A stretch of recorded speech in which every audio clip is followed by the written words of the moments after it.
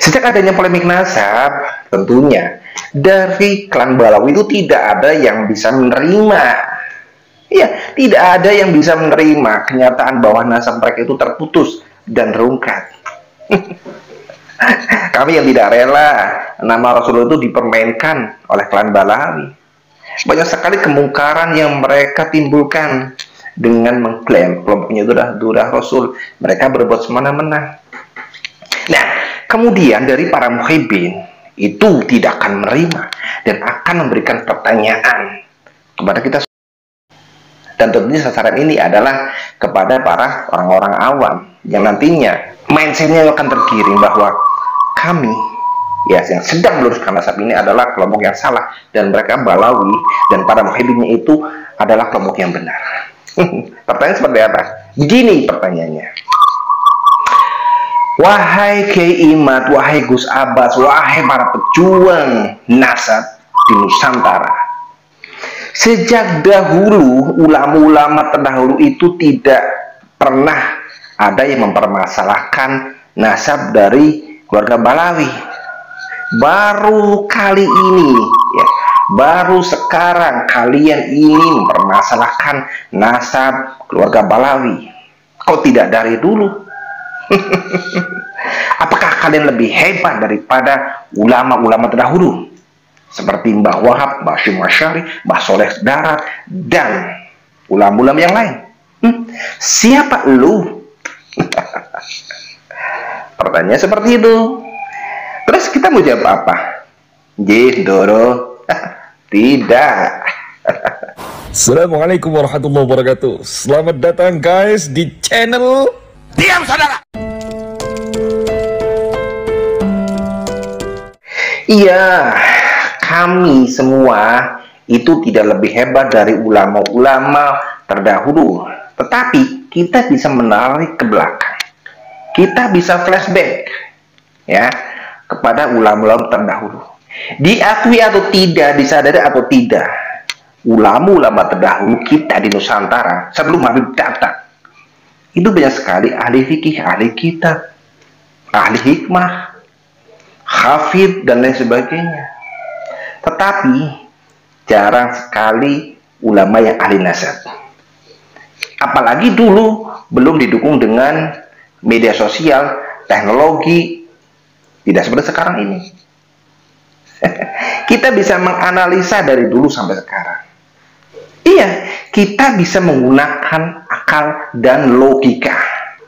Sehingga di sini kita bisa menyimpulkan bahwa ulama-ulama terdahulu itu lebih mengedepankan akhlak, mengedepankan husnudon. Seperti ketua PBNU, husnudon, akhlak yang dimainkan.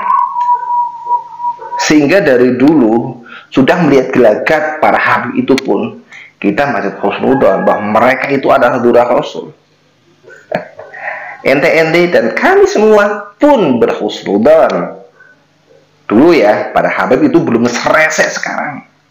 Ulama-ulama terdahulu juga lebih sibuk untuk ngopeni para santrinya. Tidak perlu meributkan masa para habaib. Karena habib yang dulu itu pun tidak terlalu banyak mulut, tidak terlalu banyak tingkah.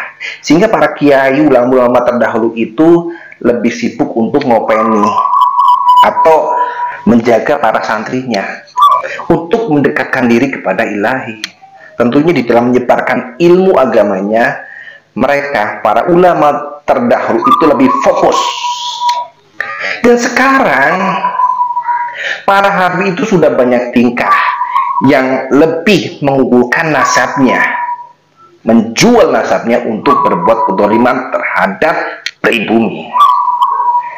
Kurang bukti apa? Silakan lihat di medsos. Bukan saya ngomong, tetapi silakan lihat di medsos.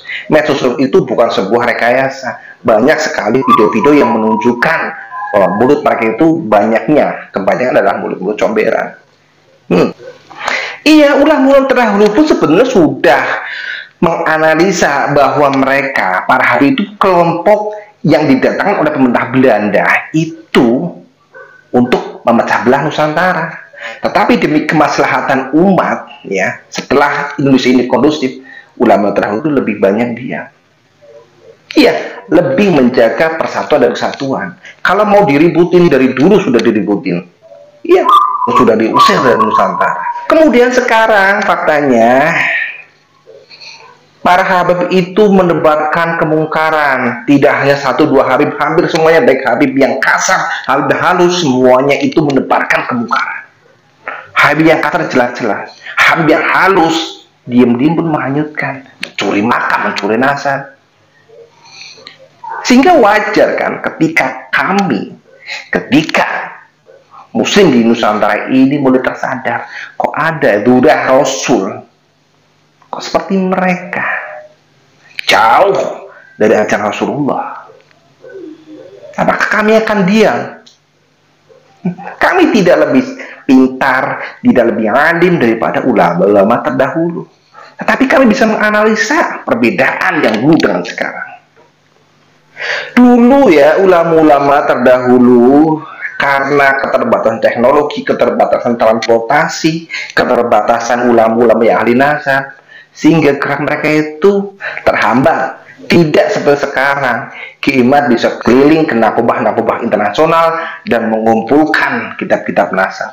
Bahkan Kiai Haji Imaduddin Utsman ini sudah membawa 260 lebih kitab nasab. Semuanya sahih, semuanya diakui oleh nakobah internasional.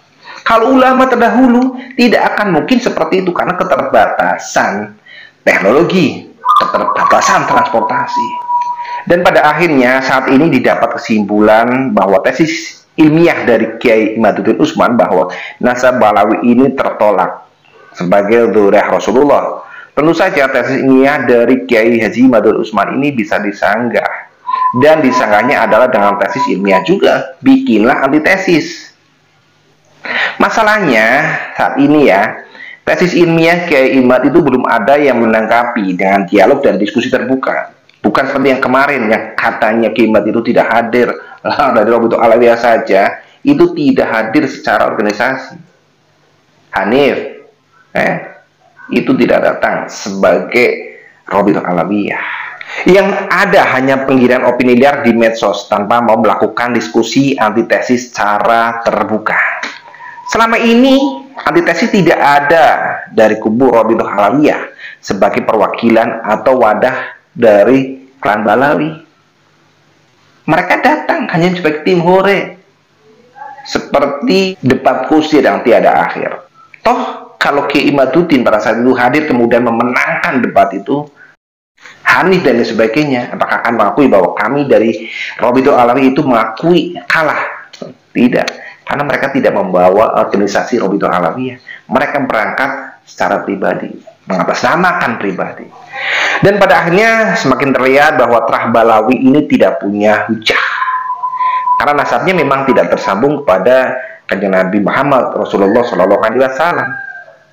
Dan masyarakat akan terus menyuarakan mengenai kepalsuan dari klan Balawi sebagai dzurriyyah Rasulullah Shallallahu Alaihi Wasallam. Ya, masyarakat sudah menjadi semakin paham bahwa mereka yang mengaku sebagai dzurriyyah Rasul ini seolah-olah menjadi kasta yang lebih tinggi daripada kita asli pribumi. Dan itu fakta. Kemudian mereka para Habib ini pun akan bertanyakan, apakah waliullah yang dulu itu tidak bisa dengan mata batinnya untuk melihat Habib di Robitul Alawi ini Dzurriyyah Rasul atau bukan. Apalagi tentang waliullah. Ya, Nusantara ini sekali waliullah. Dan kenapa dari dulu waliullah ini tidak pernah mempermasalahkan nasabnya para Habib Balawi? Perlu diingat bahwa waliullah itu adalah orang yang hatinya bersih, tidak sempat untuk mengurusi masalah begitu. Walaupun mereka tahu mereka akan lebih berhusnudzon. Dan tidak hanya husnudzon, mereka akan menyimpan di dalam hati. Mereka khawatir hatinya itu akan terkotori oleh masalah-masalah seperti ini. Mereka sudah cukup tahu, diinformasikan sudah, dan sekarang sudah saatnya. Ya, barangkali doa-doa dari para waliullah yang terdahulu itu berlaku saat ini, 1 abad ini. Jadi jangan menganggap bahwa Kiai Imad, Gus Abbas, Gus Fuad dan sebagainya itu adalah orang-orang yang lebih alim daripada ulama-ulama pendahulu kita. Tidak seperti itu. Tetapi ini ada sebuah fakta, bahwa ulama-ulama terdahulu, para wali terdahulu itu selalu membimbing kita dengan doa. Dan sekarang saatnya Balawi itu rungkat. Nah, kalau untuk para muhibin silakan, mau ngomel-ngomel, mau marah-marah silakan, emang gue pikirin. Yang penting pada saatnya nanti para muhibin ini tidak boleh rela, tidak boleh rasa. Ya, karena siapa yang akan menjaga negeri ini kalau bukan kita? Apakah orang-orang tarim? Mari kita jaga negeri dari tangan-tangan orang jahat, dari para pencuri makam, dan dari para pencuri nasab.